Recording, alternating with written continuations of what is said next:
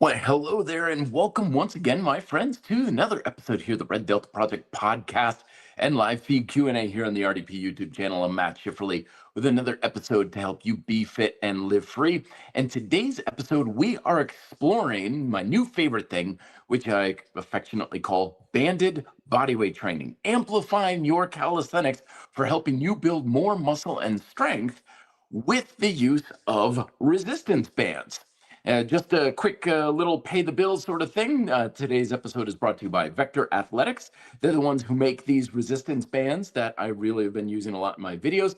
These are different from the uncomfortable latex bands. These are more of a cloth style, so they're much more comfortable against the skin if you're ever like not using wearing them with a shirt or without a shirt or something, which we'll be discussing why that can be very advantageous here in a little bit. But if you want to check out their line of their resistance bands, link is down below, as well as a 20% discount code.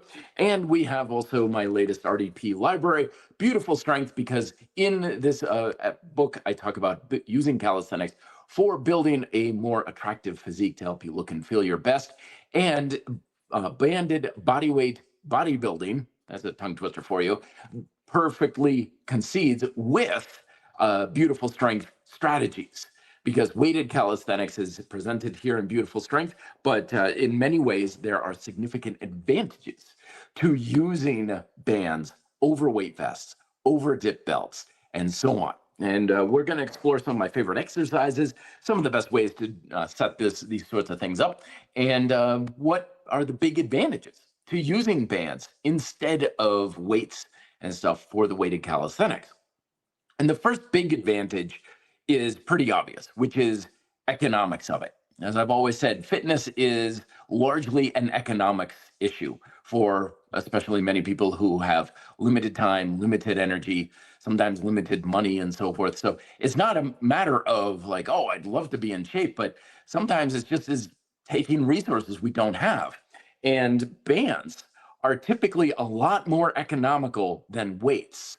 Let me give you an example here. Is typically when it comes to weighted calisthenics, you're using hand weights like dumbbells or kettlebells. So you're doing like walking lunges and holding onto weights when you're doing like goblet squats and things like that. So you need something that fits comfortably in your hands. You typically have a dip belt, and you can use dumbbells and kettlebells with a dip belt or whatever you have there. So you need the weights, you need the dip belt. And you can also load your torso, particularly for things like weighted push-ups and rows, and you can use that to some degree, at least for dips and pull-ups. Although a lot of times weight vests can be very limited about how much weight you have, and they're honestly very hard to change out, which is why a lot of folks have adjustable weight vests, but they never adjust them. They only effectively have one weight vest, which is like, let's say they set it at 35 pounds. Well, now you have a 35-pound weight vest for everything that you're using, because it's just too tedious to swap out all the little weights and stuff. That's one of the reasons why I like the Kensui weight vest that have the weight plate on it. But even that can be a little bit tedious because you still need the weight plates, and the weight plates are also on your back, which means in order for me to change the weight mid-workout, I got to take off the weight vest, adjust the weight, put it back on and stuff. Bands, a lot easier to use. First off, you can get a set of the bands from Vector Athletics for like 80 bucks. You can't even get a lot of dip belts for 80 bucks, let alone all the extra weight and all the plates and the weight vests and stuff like that. So right off the bat, you're entirely in the black for just price point there. Second, a lot faster, quicker, and easier to set up and adjust. I don't need a dip belt. I don't need a weight vest. I don't need other things to strap weight to me, because the bands themselves can strap to your body. They can go around your ankles for leg raises. They can go around your waist or your hips for weighted or banded dips and pull-ups, which feel amazing. You can also sling it across your torso for things like leg work and other associated exercises. So you can load your hands, hips, and torso and legs without any extra equipment. So that saves you a ton of money right there. Plus, if in the spirit of calisthenics, a lot of people come to calisthenics because they're like, I want to set up a home gym, but I don't want to spend a lot of money on needing all the extra equipment. I don't want the space. I don't want to also have to get all the equipment and swapping things out. Bands, you don't have that issue at all. All you need is just the bands. That's it. Also, from a portability standpoint, Like, I don't take weight vests with me on vacation. If I'm going for a trip down to see my parents down in Florida, I'm not taking weights. I'll take my suspension straps, sure, but I'm sure as heck not going to do any weighted calisthenics in my parents' backyard. But I can pack a simple resistance band or two in my carry-on, and now I still have access to extra resistance. So just from an economic standpoint alone, bands can certainly take the cake, which by and large makes it a lot more possible. Like, I've got a weight vest that at my disposal. But when I go downstairs to the gym here at Zia, I almost never bring it with me. Why? I got to take the plates and I got to load it up and I got to put it on. I got to. It's just enough work and effort to bring my weight vest down to the gym that I very, very seldom use it. But I can grab my bag of bands by the doorway, and I've used it 3 times in the past week already. So I've already done 3 times more extra resistance on my calisthenics in the past week than I have in the past several months with the weight vest. Plus, I got my dip belt, which I tried to make it a little easier on myself. So I keep my dip belt in the gym downstairs. But people keep stealing the carabiners off it. One time the chain was missing. I couldn't find it. And then I needed the extra weight, and they got the dumbbells, and sometimes that's in use and stuff. Bands don't have that issue at all. So again, just from an economic standpoint, because it's easier, cheaper, faster, quicker, and more efficient, not to mention a lot more comfortable to use bands, whenever we make it easier on our mind, body, and lifestyle to do a habit, we do more of the habit. That's why making things easier in fitness is always the solution. So bands just make it easier to add extra resistance to basic body weight exercises. It's just easier, so you're going to do it more, and you're going to do it more frequently, and you're going to do it more effectively. And that's big advantage number one on that sort of thing. The second big advantage to these to using bands is the loading. Of course, when bands stretch, they increase their resistance, which usually is a bad thing. Usually adding a lot more resistance through your range of motion is not a good thing, because yes, adding resistance, sure, you could say your muscles are working harder when the band stretches out, but they're also working less when it retracts. And especially if you're in this business for the sake of building muscle, you don't want a glass that's half full. You want to overfill the glass as quickly and easily as possible. And it's just harder to do that when bands are the main source of resistance, especially for big, heavy exercises like squats, lunges, chest presses, and so on. So that's why we're not using bands as a primary source of resistance. We're using bands as supplemental resistance. So in that way, it's kind of like when powerlifters use bands on a barbell. It's not giving you the lion's share of resistance. You're still getting most of the work on the muscle from the actual weight against gravity, which of course is your body weight. The bands are supplemental, which means you don't need big, heavy bands. You don't need a lot of pressure on your body, but even a 20, 30-pound band, which isn't going to be that big, can be substantial for really overloading things like your pull-ups and your dips. And it gives you a little bit of that resistance curve rather than a very steep resistance curve to match the resistance curve you're using when you're doing your dips and your push-ups and so on.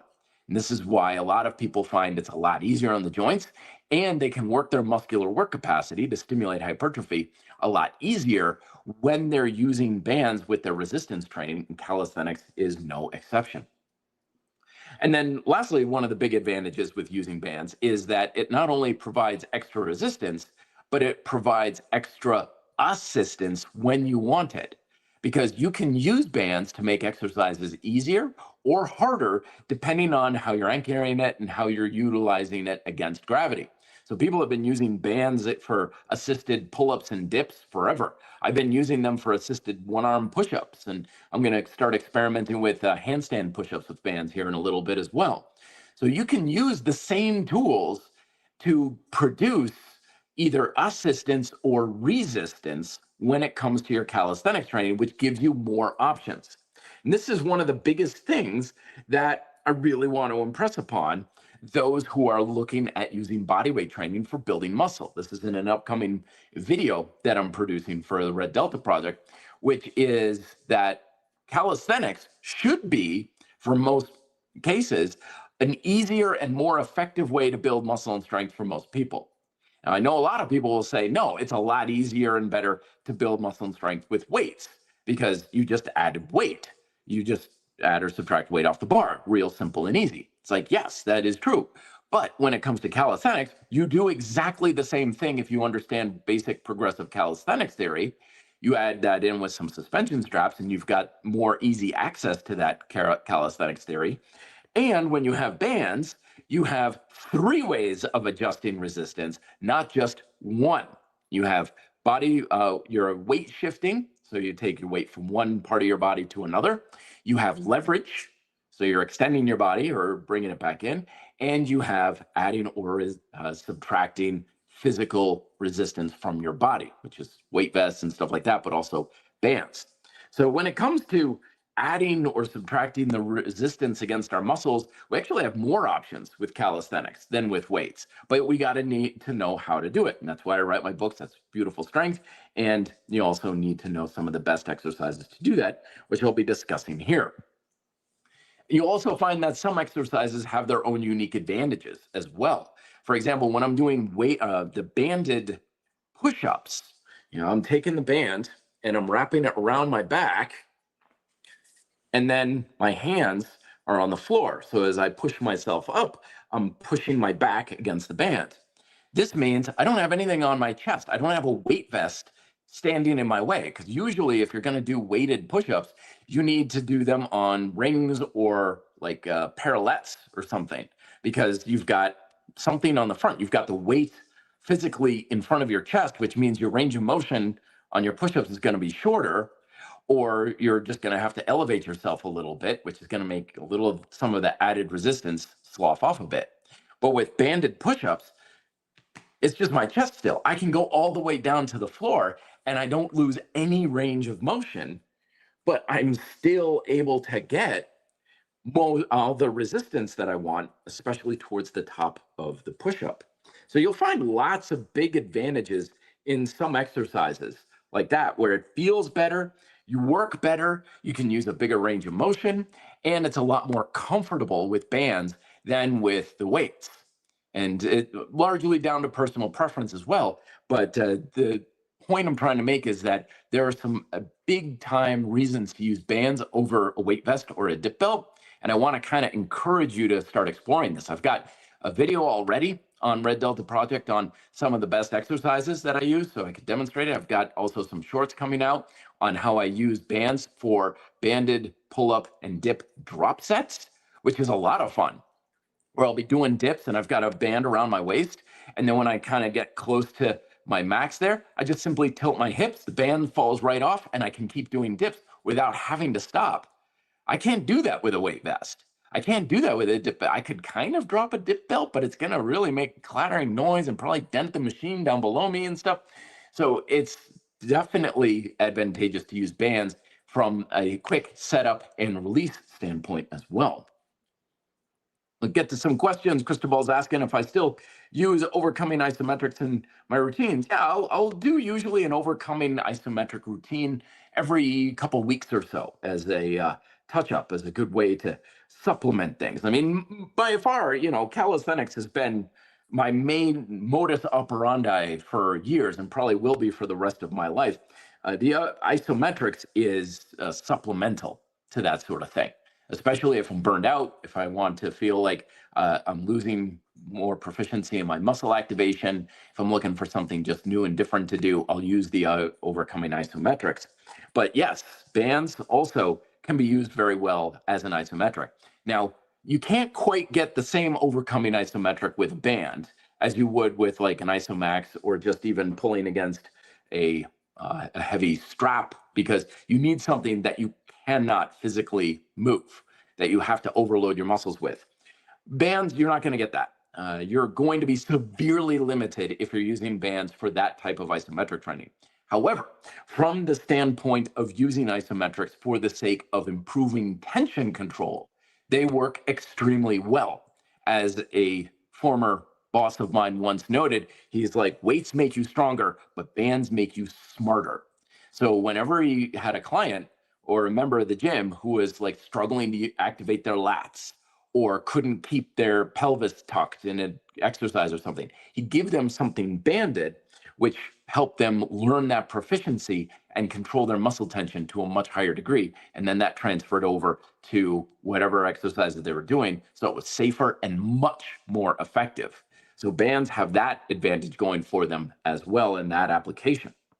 But yeah, I still like to play around with it, especially these days. I've been engaging my legs a lot more with isometrics. Cristobal is saying, Matt, have you ever tried bicep curls with bands, or do you prefer them with rings or suspension straps? Very good. So definitely on the straps, not rings, because they don't rotate. Some people are like, well, it's not so bad on the rings. You just hold them more towards your fingers and stuff. Like, yeah, but when you get a lot of resistance, as you should, when your arms get much stronger, you have a lot of friction of that ring against your hands. That's why, by far, I usually almost always prefer suspension straps over rings, because I need that rotating handle for how heavy I'm doing things like curls and rear flies and stuff. The handle is just much more ergonomic. And always remember, boys and girls, comfort is key. The more comfortable you are when you're doing your training, the easier it is for you to push yourself harder in the way that actually matters. Don't assume that something hard is going to be naturally effective.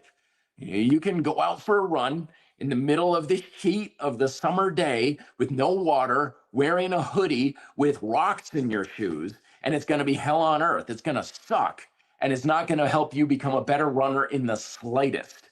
You're going to come home, your feet will be bleeding, you'll be dehydrated, you'll have sunstroke, you'll be like, oh man, that was so hard. I'm like, yeah, and it didn't help you at all. In fact, it made you a worse runner because you just spent all that energy dealing with the heat and the sun and dehydration and rocks in your shoes. You put all that energy into absolute zero productivity for you. Don't assume that things are better because they're harder. You want it to be better because it's more productive. And my humble opinion, suspension straps are just better for most things compared to rings because of that rotating handle. But anyway, yeah, so you can use bands. This is the other thing too, is in Beautiful Strength, I talk about how if you're trying to build out your physique, the most effective exercises by far are the big push-pull movements. So in Beautiful Strength programming, level 1 is the lion's share of it. Pull-ups, dips, and lunges. Those are by far the most influential, easiest exercises for building muscle with. And all of them can be amplified with bands very quickly and easily and very economically. Level 2, single arm rows, dive bomber push-ups, and jumping for athleticism and power. So that's your next level. Level 3, that's where you get your single joint stuff. Now, level 3 is the least important of the push-pull squat movements. It's good, it's great, but is it really going to do a whole lot for your physique? Not really. Bicep curls are not going to do a whole lot for your biceps beyond a beginning level if you have poor tension control. It's more of like a supplemental thing, a cherry on top kind of activity. So in that regard, bands can be very good because you're not looking at training very hard, you're not training very heavy, and you're not going to use it a whole heck of a lot. So bands are great for that. Bands also have the advantage over suspension straps that you don't need to hang them to get a lot of exercises in. You don't need to hang bands to do bicep curls. You just stand on the band and you do bicep curls, especially Vector Athletics. They've got those nice aluminum handles that rotate. So they're much more comfortable for that sort of thing. So bands can be a good use for level 3 exercises in Beautiful Strength, like bicep curls and stuff. When given the choice, I'm still going to take suspension straps every day of the week because I want that constant resistance, that constant weight. I want weight when my arms are straight, and I want resistance when they're bent. I don't want it to drop off and then come up and then drop off and then come up. I want it on the whole time because it's a lot easier to challenge your muscular work capacity with that. But yeah, bands can do a really good job of that. If particularly, it's also a feeling thing too. Remember that a lot of times it's about your proficiency in using a tool. So if you came to me like, dude, I could feel my triceps a hell of a lot better on bands than suspension straps, it's like, okay, well then use bands. It doesn't matter what's, quote, best. What matters is what's getting you to that fundamental objective best. And if you can do that with bands, more power to you. I can just do it a lot better with suspension straps. So that's my opinion, but my opinion and 20 bucks will get you a cup of coffee in today's economy. It's not worth a whole heck of a lot. What matters is your opinion on the thing. Shamar, it's good to see you. Matt, do you think you can get bigger, increase muscle mass and fitter, more stamina? So it's two goals at the same time. What style do you think allows you to achieve both? Very good. So yes, you certainly can, especially at the beginning level. I was just having lunch with a client of mine, and we were talking about how, in fitness or in exercise, there's three main goals that people have. There's health, there's fitness, and then there's aesthetics. And all three of them are actually very different goals. And the more you try to pursue any one of them to a high degree, the more you have to compromise the other two when you get higher levels. So health is about harmony and well-being. I'm talking like you're not sore, joints, your body feels good, you're not getting sick, you're not tired all the time, you're not waking up needing to down a bottle of Advil just to get out of bed in the morning. Health is health, harmony, well-being.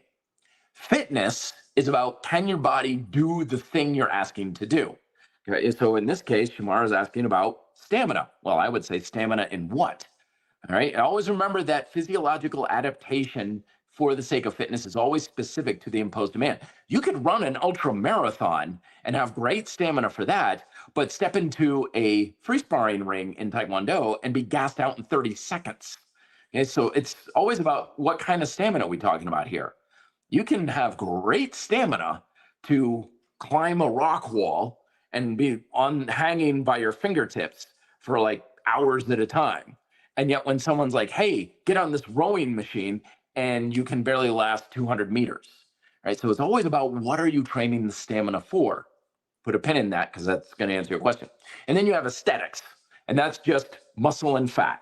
Again, beautiful strength. I talk about that here. Just augmenting your muscle mass and your fat mass for the sake of aesthetics. Now, you can have all three, absolutely, especially at the beginning. You can be healthier by becoming more fit. You take up running and you start doing push-ups and pull-ups, and great, yeah, you're more fit at that, and you're building a little muscle and losing some body fat. So you can have all three, but the more you want to pursue any of them, the more you've got to compromise somewhere. So when I was a bike racer in school, in college, I was trying to become the fittest bike racer for the sake of bike racing. I wanted my body to be as good at bike racing as it possibly could be. And aesthetically, it was okay. I was pretty lean, but I sure as heck wasn't going to build any muscle with that type of training program. So I was pretty skinny and lanky. And that was the sacrifice I had to make. I had to be a skinny, lanky dude in order to be the most fit bike racer. And health was also something that was basically, I was playing a chicken race all the time. I would literally go and do these 2-hour indoor cycling classes. And I would basically say, I want to put so much energy into this that I'm just on the cusp of injury or illness at all times. And I was always like, I want to use as much of my body up as I possibly can. So I was always risking health consequences. And sometimes I went over the line because I was trying to use everything I could for the sake of my fitness. So yeah, you absolutely can go for it. One is make sure you're training for the stamina that you want. And two is get bigger is yes. So it's again about economics. So what I would do is just simply train for size, in your training. And again, beautiful strength is a great way to go about that. Make sure you're achieving your objective of challenging your muscular work capacity with whatever methods you like, right? That's what's going to contribute to your size. And then at the end of your training or on a separate day, do something that's challenging your stamina of whatever type of stamina, hill sprints, rowing machine, punching and kickboxing on a punching bag, whatever stamina you're going after, go after that afterwards or separately. So that way the energy you need for stimulating hypertrophy or the energy you're using to challenge your stamina isn't interfering with the energy you need for challenging your work capacity. And if anything, you could make the argument, it's like, well, I'm going to challenge my stamina even more at the end of the workout because I'm tired already. It's like, yeah, you are. So it's probably going to be even better. But that's the way that you want to approach that.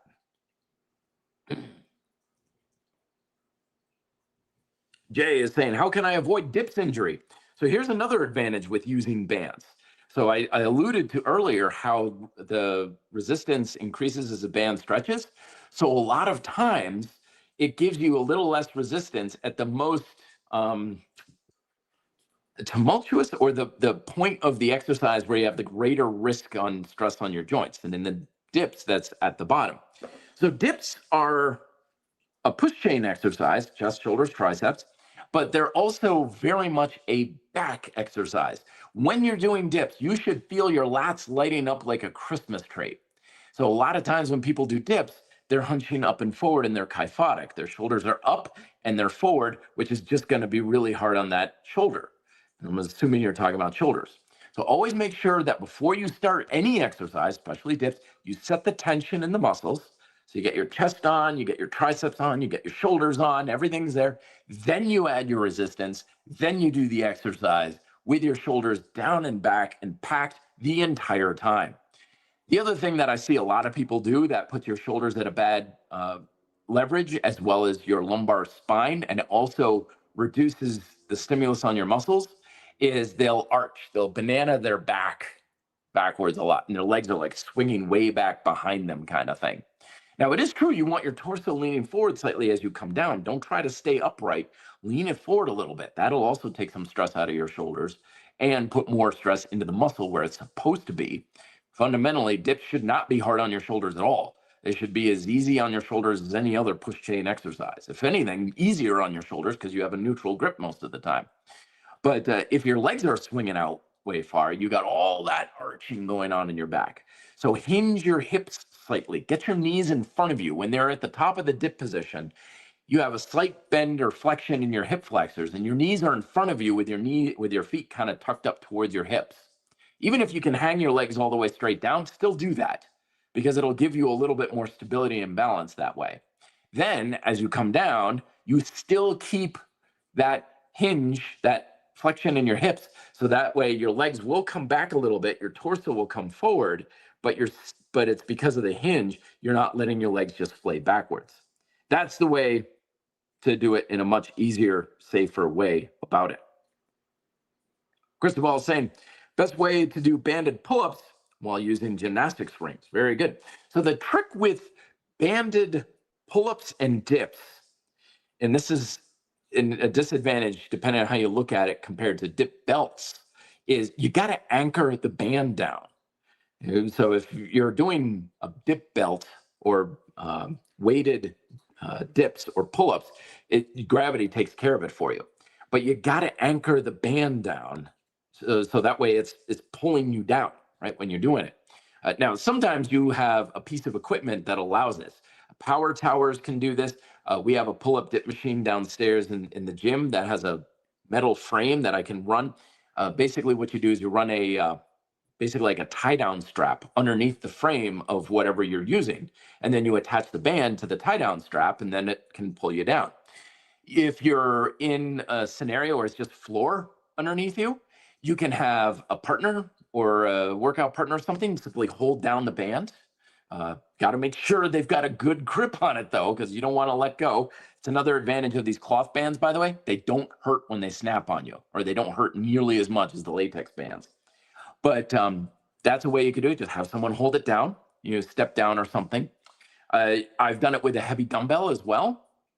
So you got to kind of make sure the dumbbell's heavy enough or the weight is heavy enough. But I've used like 40-pound band, but it's an 80-pound dumbbell. So it's not lifting itself up. So you got to be a little creative sometimes with band training. But all you do is you have your rings down at a good height. You have the band either around your waist or around your torso, anchored down to the floor, and up you go. And that's how it works. I put up a video of me doing just that the other day on the Instagram channel, the Red Delta Project Instagram channel, of anchoring a band down with a heavy dumbbell. And I'm not using rings, but I'm using suspension handles. So fundamentally the same thing in this case. But it's a, little bit of a setup in order to do that. It's also hard to see it because I'm wearing black with a black band, but I am using a band with that sort of thing. Lendo, good to see you. Hey, Matt, what are your views on strength standards? a helpful metric or an arbitrary measure to ignore? Well, it depends on why the standard is there, my friend. If you're going into the military or trying to join a fire department or something, then yes, the standards absolutely are there for a reason and they need to be met because they're like, yeah, we need someone who's strong enough so we know that they can put a big, 40-foot ladder up against a wall, or they need to be able to run up a hill and carry 40 pounds of gear on their back or whatever, right? So when it has application like that, the standards are absolutely important and they're always getting refined and they're always improving because darn it, they need people to meet those standards to do the job. So absolutely.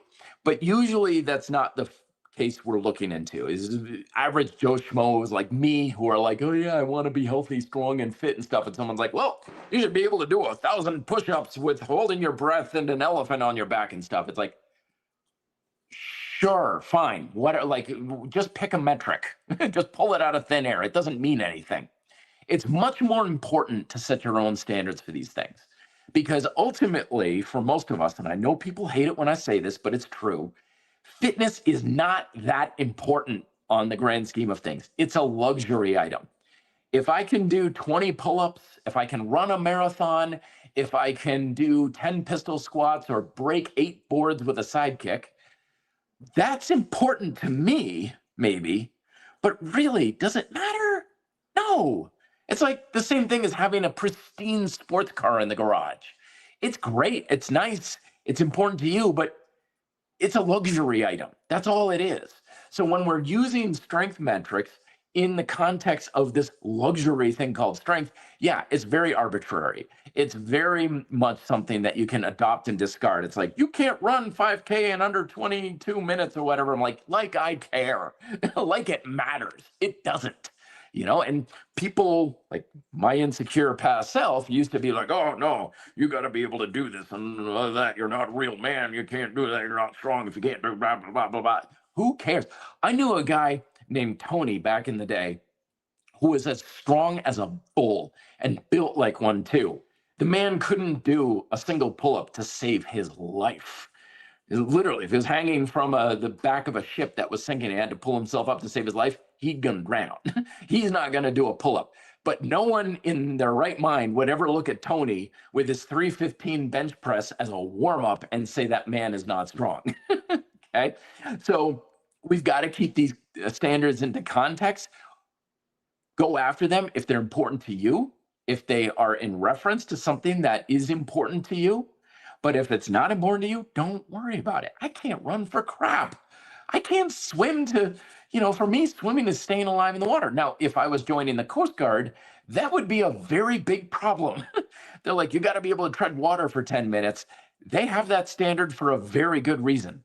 But for me, Joe Schmo Fitness, my ability to tread water for 10 minutes has no bearing really whatsoever in my life. So it's not important unless I decide it's important. And that's where most of those fitness standards come about. Oh, H. Reed coming on saying, Matt, if I want to burn fat but don't want to lose muscle mass, should I avoid high-intensity cardio and stick to low-intensity cardio, such as walking? No, we could make the argument either way. Okay, so think of it this way, folks. You've got to have a negative calorie balance. Absolutely. There's no way the fat's coming off without that sort of thing. And yes, you absolutely can make that happen with more physical activity.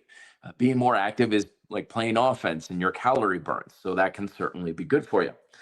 Low intensity, high intensity, both of them have catabolic consequences to them, potentially. You can lose muscle with both of them, but you can also maintain muscle with both of them. Think of it more of your overall exhaustion level. That's the thing to consider. Your energy level, which one is significantly contributing to your energy, and more importantly, your ability to train your muscles.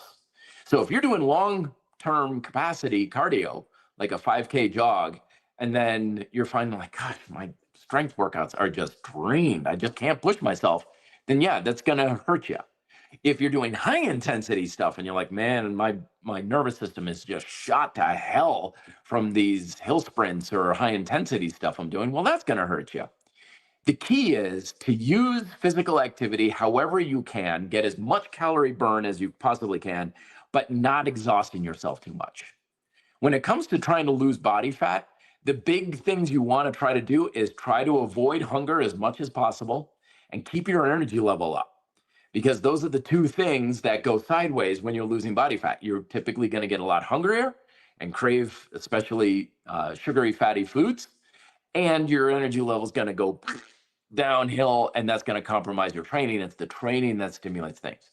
So I would say do whatever kind of physical activity you want, like, and can do there, H-Read, that doesn't drain you so much. And if you're like, I can do that a lot easier on a leisurely bike ride downtown, well, then do that. But if you're like, yeah, if I do a few hard wind sprints on a Airdyne or something like that, it's like, well, then do that. Just do the thing that allows you to burn without too much exhaustion, because it's the exhaustion that gets you. Alex N saying, after 10 years of bar training today, I had my first pull-up workout on the gymnastics rings. Congratulations. Felt amazing. Like it rejuvenated my training. I know the feeling. I feel as if I'm starting the exercise for the first time. Yeah, absolutely. And that's why, like, if I had to design my perfect gym, I would basically have just a set of suspension straps, or in this case, maybe for yourself, gymnastics rings, and that would be about it. Because especially if I can get it high enough that I can do a full body hang off of it, then I've got everything I need. I got overhead supports, I got dip supports, I got push-up supports, I've got the ability to put it everywhere, height-wise that I can, and width-wise as well. So you've got everything you need for effective bodyweight training right there, and just a little something for either weights or bands thrown in. There you go. So well done there, my friend. It's good to have you in the ring fold. Nus! Coming on, say, Matt, pistol squats or hover lunges, shrimp squats, which gives the best bang for your buck, especially if you're new to calisthenics leg training? I almost always do hover lunges and shrimp squats, almost always. And this is something that took me years to finally come to terms with, because I tried making pistols work for myself and clients with very hit or miss, largely missed results for most people. And here's why. It's always important to remember that when we're doing our strength training, we don't have just strength we're contending with. You also have coordination, mobility, and stability that you're working with. Now, when it comes to another advantage with bands, is that bands give you the ability to access more mobility and stability, because the band kind of anchors you a little bit, which is huge advantage for those sorts of things. In the video I did on band training, I did some assisted pistol squats from the pull-up bar using this around my torso. And I was just playing around at that point. I was like, oh, I wonder what this is like. And I did that, and I was like, holy smokes. Oh my gosh, pistols are a thing now for me. Pistols are something I can do, because otherwise I have horrible hip mobility. My stability is okay, but not really that good at that depth. And my coordination for the pistol is terrible. So when we're trying to build muscle and strength, we want to use techniques where, yeah, sure, we're getting those other things taken care of. Those are challenged, but we don't want that to be the limiting factor. If you're doing pistols and you're like, it feels like it's a stability exercise, it feels like it's a mobility exercise, it feels like my muscles really aren't working that hard, but it's really a skill thing that I'm working with, then you're working with an exercise that's not going to be the best chances for you building muscle and strength. But that's why with Beautiful Strength, I talk about lunge progressions, hover lunges in particular, because the vast majority of people can make it a lot easier to challenge the muscular work capacity of their legs with hover lunges and shrimp squats, and use it in a progressive manner without really running into those limitations. Now, that doesn't mean I don't give pistols. I have several clients doing pistols right now. It's a great exercise, but only if the stability, mobility, coordination, and all those other softer qualities are not limiting factors. And in my experience, for most people, and especially for yours truly, those are limiting factors, which means it's not the best exercise for building muscle and strength. And we could make the argument of like, well, can't you just stick with it and then you get more mobile and stuff? Yeah, but I don't want to wait a year or two and let those things catch up. I'd rather just challenge my work capacity now And I think the bands will help me do that. And that's a good thing right there. So that's why I like the hover lunges. But again, it's whatever is the easiest and most effective way for you to achieve that fundamental objective, my friends. Ben saying, Matt, I just use bands to assist my front lever work now. Yeah, that's a good one. I should have thrown that one in the video. Front lever raises, front lever pull-ups and so forth. But they help me a lot in the beginning. Now I tend to prefer weighted calisthenics. Very good. Good information there. Yeah, you may find that you're going from one to the other. These can make harder exercises more accessible, as I've been kind of alluding to. And then after that, you may find it's like, okay, I'm no longer doing that. I'm going to move on to other things. It's just like my man or with the rings, always adapting, always evolving with our training. The big myth in fitness, and especially with diet and exercise, is that we're all, or at least I used to be looking for, like, what is that plan that's going to just take me to the horizon, to happily ever after, and get me the results, and this is what I'm going to just do for the rest of my life. And that's not a good way to go about it, because change happens. Your body changes, your lifestyle changes, your goals and preferences change. I was reading an article this morning about a guy who always did 5 a.m. workouts. And he's like, when I was in my 20s and 30s, 5 a.m. workouts were awesome. You know, kids weren't up yet. I didn't have any obligations at work. It was great. And 5 a.m. workouts were awesome until they weren't. And then suddenly is like just one day I was drained. My workout performance started to plummet. I started to struggle. They sucked. And I kept trying to figure it out. What's going on? Do I need a supplement? Do I need blood work? Do I need this? And then finally someone's like, why in the world are you doing 5 a.m. workouts? And it's like, well, you know, the kids, blah, blah, blah. It's like, yeah, but you work from home now. The kids are in school. It's like all the reasons you needed to do 5 a.m. workouts back in the day are no longer there. And it could just be you need to sleep more. And so he changed and started doing his workouts later in the day. And it's like, oh my gosh, now my performance is up. I feel a lot better. I'm getting better sleep. And so we always want to be looking at what works at first may not work in the future. It's perfectly fine to say, yeah, that diet, that approach, that workout, whatever was great. And now I need to change it, modify it, or even outright discard it and do something else. Only keep habits that serve you. Because if there's something better, you adopt that. And I always said, I love my methods. I love my approaches to beautiful strength. I love my fundamental approach to fitness, on how fitness really works. I love everything I do, but I have no loyalty to it whatsoever. Because as soon as I got something better, out it goes. And I'm going to do the better thing. We don't want to be shackled to a dogmatic approach. Joseph, good to see you. Matt, tried a banded lunge yesterday when I worked out, but the band I used was a light band, so the resistance was not that much. Yep, I did a good 20-second lunge iso hold with my iso loop. Yes, very good. So that's something always to consider too. And this is the thing that with bands that you got to be mindful of too, is that for the most part, bands are not going to give you that much resistance. I think most of the general bands you get in a set go up to like 40 pounds or so, which for most people, when it comes to real hard strength, isn't you're going to be even close to enough. That's why we're using them to supplement the bodyweight stuff, because 40 pounds on a set of pull-ups, now we're talking. That's pretty good resistance for most people. 40 pounds on a row, too easy for most folks to really get the stimulus that you want. So that's why you want to make sure you got some thick bands. Plus, you can also double them up. So the Vector Athletic set that I have has 4 levels. So it's light, medium light, harder, and then much harder. This is like the 3rd hardest band that they have. So that gives you 4 levels with each individual band, but then you can also double up bands. So this one, along with the most heavy band they have, that's substantial. That's like 90 pounds of pull right there. That's a lot. That's pretty good.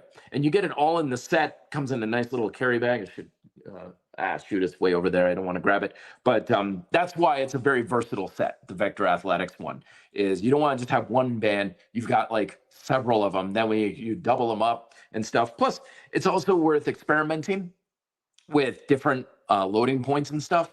So in these types of bands, the ones that are like a giant rubber band, so if you're stretching end to end, that's a certain amount of resistance. But if you're stretching, end to end with the middle anchored, now that's a lot more. So you can experiment with that. You can also, don't ever do this, but you can shorten up your band by grabbing up so you've got a shorter band. I tried tying a knot one time. I was like, oh, maybe this will be a way to shorten it up and get more resistance. Yes, it did, but it was hell trying to get that knot out. So don't do it. And even on a cloth band, which are a lot easier to get that sort of thing out, with the nylon or the latex bands, darn near impossible. So don't do that. But you can get creative on shorter things. You can also just try a different loading point. So I don't know where you were anchored, but if you were holding the band, with your hands near your foot, that's going to be fairly light. But if you strap it around your torso, that can be a lot more resistance there. So it takes a little creativity to figure out what works best for you. But it's a part of the fun too. I like the versatility for that creativity, so you can figure out what's going to be right for your body and your level of fitness. Alex, I'm saying, what's your weekly split like now into what you are doing at the moment? How often you change things up? So if you don't know, Alex, I haven't followed an actual regular standard workout routine in probably 5 years. I literally, from a week to week, I'm just like, legs, you boys ready for a workout today? No, we rode up Pikes Peak yesterday. All right, you guys need to rest. Hey, back, how you boys feeling? Oh, we're ready to go. Okay, I'll do back today. And abs feeling, yeah, abs too. Yeah, sure, why not? Yeah, abs, that's it. That's literally how my workouts go. I don't have any routine or standardized plan whatsoever. Not that I don't advocate for it. In Beautiful Strength, I talk about using different templates and stuff like that, but also adaptability. Because ultimately, as I learned the hard way, your success has very little to do with your routine. Very little. The only thing your routine does is just stabilizes you and points you in the right direction, like the launch pad on a rocket ship. It doesn't do the rocket any good for actually getting into space. It just stabilizes it, keeps it upright, points it in the right direction. And that's all a routine does, which is, can you get the work in on a regular basis? And are you creating the stimulus that you're after? That's it. That's all your routine can possibly do for you. It doesn't actually get you results. It just makes sure that you're going in the right direction. And I can do that without a routine. In fact, I do it a lot better without a routine because I know I'm trying to challenge my work capacity. So I'm waiting until a muscle group feels ready to rock and roll. If it takes 3 days, it takes 3 days. If it's ready to go in 2 days, I do it in 2 days. I can always adapt my training to whatever time and energy I have. This is why I always say I haven't missed a workout in over 5 years because I don't have planned workouts. It's like it's just not on the books. You can't miss a workout if it's not planned. But yesterday I did a banded pull-ups and dips. Yeah, it was great. And tonight I'm going mountain biking with a buddy of mine. And I was thinking, well, I want to do some banded lunges, hover lunges, because I've been doing an experiment with the Vector Athletics platform as well. But then my buddy was like, hey, let's go mountain biking. And I'm like, dude, I haven't seen you in forever. Hell yeah, let's go mountain biking.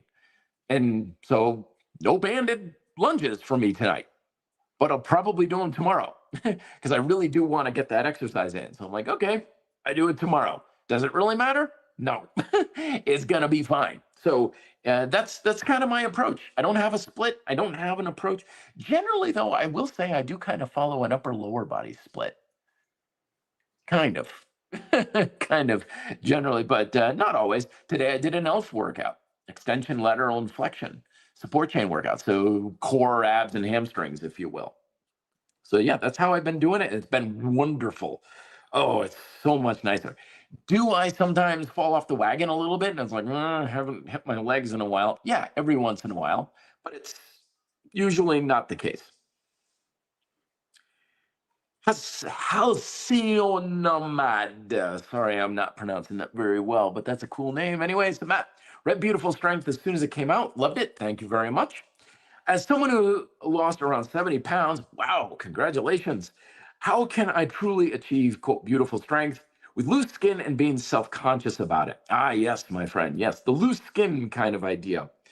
So loose skin is largely a surgical thing, a plastic surgery deal, especially when some people have a lot of it, like people who've lost like 200 pounds and they're like it's hanging off of them. It's like, yeah, you're going to have to get that addressed. If it's in an area that it's not that loose, but it's in an area where there's good muscle belly, like in your chest or in your back, build the muscle, build that muscle up, my friend. That's a good way to go about it. Hard to do in the midsection. Just the fact of the matter is we just don't have a lot of muscle in our midsection to really bulk up. That's just the way we're kind of built, unless they're on steroids or something like that. So surgery is there. The other side of the coin is that loose skin can be a bit of a badge of honor, because that does mean that you used to weigh a lot more. You used to have a lot more body fat on you. So there's kind of that perspective to it. There's also the idea of watch your wardrobe as well. Some clothes will flatter your physique more than others. This is why I like this company here. This is a brand called Into the AM that I've been repping a lot lately. I don't have a link down below, but it is on the website, and the website's down below. Into the AM. I have a discount code now on the website. This clothing brand, these t-shirts, they do wonderful things for displaying your physique. They're a little bit looser and baggier in the midsection, and they're tighter in the upper area, or at least I find that. So, I wear these shirts, and when I'm making videos now, and I'm like, I look so much better in these shirts. So wardrobe can go a long way at improving confidence, because it doesn't really matter if you have the most perfect physique underneath. Your clothing can make you look kind of baggy and shoddy, even if you have an Adonis physique underneath. So look to clothes that fit you very well, which might be a little bit of a new thing, because I know, from clients and friends of mine who've lost body fat or even who built a decent amount of muscle, they're like, I always wore clothes as a way to hide my body. It just kind of like covering up what I didn't like about my body. But then you get leaner or you build muscle and you're like, well, now I've got a nicer body. You have to have this mindset flip of, I don't want clothes to hide my body. I want it to accentuate and show off my body to a degree. And that's what like Into the AM and Anthem Athletics, the other brand I have on the website, are really good for doing. So there's that as well. But yeah, as far as the actual loose skin, it's basically try to build up the muscle underneath or look into some sort of a surgical procedure to have it removed if that would make you feel more comfortable. Joseph following up saying, Matt, experimenting with bands in my workout along with body weight and isometric, but for legs, I'm not sure what is going to give me the most resistance with the bands. So yeah, like I said, you got to get heavy. That's the thing, is you're not going to do this with the kind of resistance bands used in physical therapy. Back in the day, my first foray into strength training was with resistance bands, but this was like long before people knew of using resistance bands for exercise. Hell, we didn't even have kettlebells or gymnastic rings back then. For the most part, if you ask someone what a kettlebell was, they'd be like, "You mean for tea?" So I would use bands that I would get from, there was a place in Vermont called Yankee Medical. It was a place where you got medical supplies. So it was the kind of bands that you used for physical therapy. And they looked like it too. They weren't cool colors or anything. They were like this bland beige. They smelled terrible. And, it's the kind of thing that you gave physical therapy patients to work on rotator cuffs and stuff. And yeah, that stuff wasn't adequate for building muscle. It's just too thin and weak. You need heavy resistance bands. And these ones from Vector Athletic are really good for that. You can also find them sometimes at just general sporting goods stores or specialty stores, Amazon. But, heavy bands, not the kind that just go around your ankle, not the single tube ones with a handle on each end. That's what I started with. But again, that's generally much too light. You need a lot of those in order to make it work, kind of thing.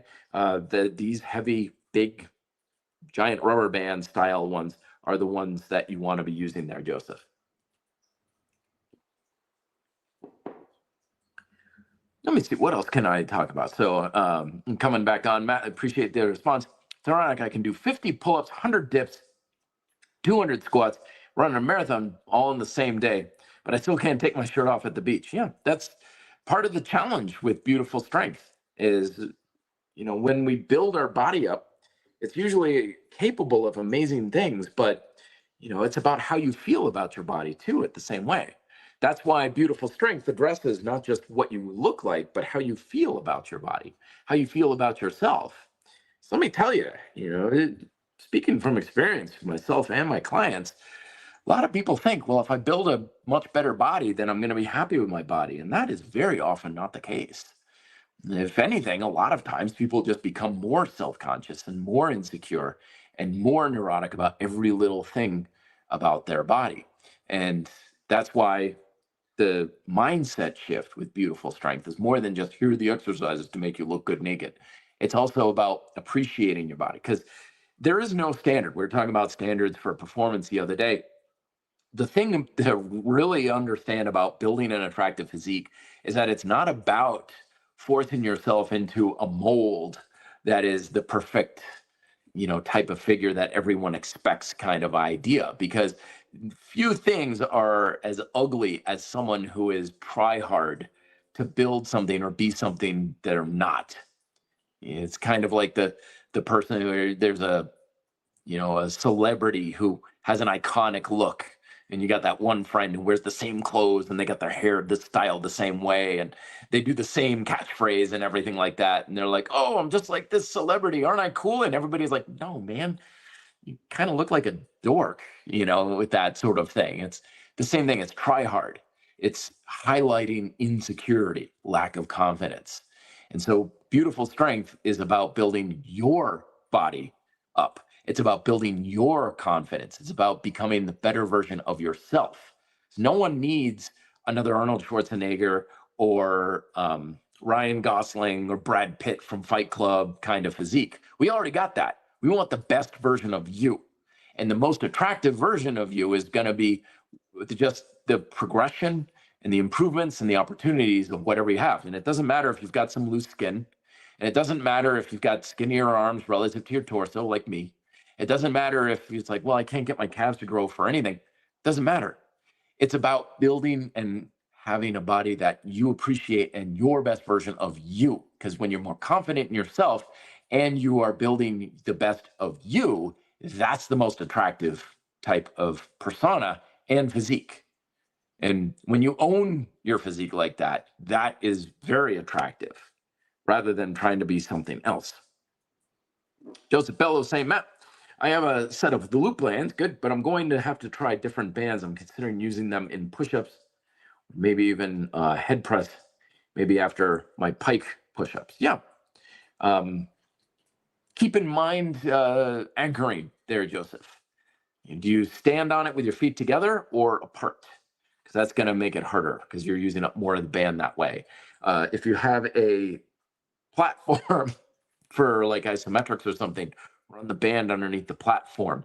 Just make sure that it is not abrasive on the band when you're stretching it out. If it's got rough edges or something like that, you don't want to deal with that sort of thing. So what exercises can we do? Well, as I mentioned before, pull-ups and dips, as long as you can anchor the band down. You got resisted push-ups where you loop the band around your back. Another thing that's good is you put the band under your foot and you wrap it around your torso, and you can do your split squats, shrimp squats, pistol squats. You can have it around your ankles and you do lying leg raises. That's surprisingly difficult. That is a very surprisingly hard exercise. I'm still working on a way to get banded hip extension, something for the extension chain with this. Still trying to figure out how to do that. But there's always banded deadlifts are extremely effective. Not the heaviest in the world, typically, but they are very good. As someone who has long struggled to really get the handle or the hang of deadlifts, banded deadlifts actually are like, oh, wow, those are really hitting the glutes kind of thing. So banded deadlifts can be very good for that. Assisted wise, you have assisted dips and assisted pull-ups by anchoring the band up overhead. With the dips, you can also just have the band looped around the handles itself. And then you do your dips with your feet or your knees on the bands. That can be very good. You can also do assisted push-ups and archer push-ups and single arm push-ups by anchoring the band to a pull-up bar. Then you have the band across your torso, right underneath your chest line. That can be a lot of fun. I did some single arm banded assisted push-ups the other day. That can be very humbling and very encouraging as well. A band assisted hover lunges, pistol squats, you can just hold the band from an overhead anchor point in your hands and go about it. That's really telling because with a more solid anchor point for your hands, like a kitchen counter, a bar, or even suspension straps, you can pull on it pretty good and think, okay, I've kind of got this, but you're not really that aware of how much you're pulling on the band. But when you're using a band for support, you pull on the band, it stretches. So you immediately get feedback of like, oh, wow, I'm really trying to use my arms to compensate for this. So band assisted single leg work can be extremely effective, very, very powerful. Again, I'll have more videos, shorts on the YouTube channel and the Instagram to highlight some of these things so you can learn from there and see what I'm doing. And I appreciate all of your ideas and feedback as well for different exercises. But those are the big ones. Again, I covered all this in the video that I posted a couple days ago about banded bodyweight bodybuilding, if you want to kind of see them in action. But they're a lot of fun, very, very comfortable. Ben's talking about kickbacks here. Yep, hip work, kickbacks to anchor it to door, loop it around your ankle. Yep, that isn't a big advantage there. Good for hips and stuff. You can do it with even some rudimentary like martial arts kicks and stuff, where you can punch, you can kick using a band as resistance, and that can give you a little bit more of a feedback as far as how well you can make your leg go out, use your trajectory and stuff like that. Good call there, Ben. Very good. Yep. So programming, though, a lot of times when people use different tools, they get lost in the myriad of like, well, how do I program this? The answer, same as you would for anything else. It's still going after your fundamental objectives. Just because you're using different tools doesn't mean you change your programming. And that's a big mistake a lot of people make when it comes to calisthenics training, is they'll have one type of programming when they're using weights, and then they go to calisthenics and they totally change their programming. They get wildly different results and they think, oh, calisthenics worked or calisthenics didn't work better than weights. It's like, no, it had nothing to do with the tool. It's because you change your programming. So keep to the fundamental objectives. If you're trying to train for strength, make sure that the reps stay low and your tension is high. Relatively speaking, some people low reps is 8 reps. Some people low reps is 2. But high tension, low reps when you're focusing on strength. When you're focusing on stamina, as we were talking about earlier, or endurance, you flip that. When you go with lighter resistance, higher repetitions, burn that muscle. And then when you're trying to stimulate for hypertrophy, then you're challenging work capacity, which is the combination of the two. Higher, medium levels of tension in the muscle, and then just go until the muscle is struggling to perform the reps, close to failure. So that's your programming for banded bodyweight bodybuilding or calisthenics training as well. And the programming is the same. It's just now you have tools that can make it easier to achieve those objectives. Because always remember, my friends, that your success doesn't come from your routine. It doesn't come from your diet. It doesn't come from your habits. It comes from how well and how consistently you can achieve the fundamental objectives. That's the thing that determines your success when it comes to diet and exercise. And I feel wholeheartedly that bands can make that a lot easier for challenging your work capacity, challenging the amount of tension in your muscles for strength, and challenging your muscular endurance. And if it makes it easier to achieve the objective, you'll do it more, you'll do it more often, and the results will be better. So thank you very much, everybody. Don't forget to subscribe. I've got more of these banded bodyweight bodybuilding videos coming out to show you what to do and everything. I may even come out with an entire program in book form and stuff with routines and workouts as well. If that sounds good to you, hit the like up, the thumbs up button, hit me up in the comments and stuff, and let me know that you would like that sort of thing so I can get working on it and get it to you as quickly as possible. Thank you very much, everybody, for coming on in. And I will talk to you next week, where I will be specifically addressing challenges to overcome for building muscle with calisthenics, and again, addressing why calisthenics can be much easier for building muscle and strength. See you next week. Till then, be fit and live free.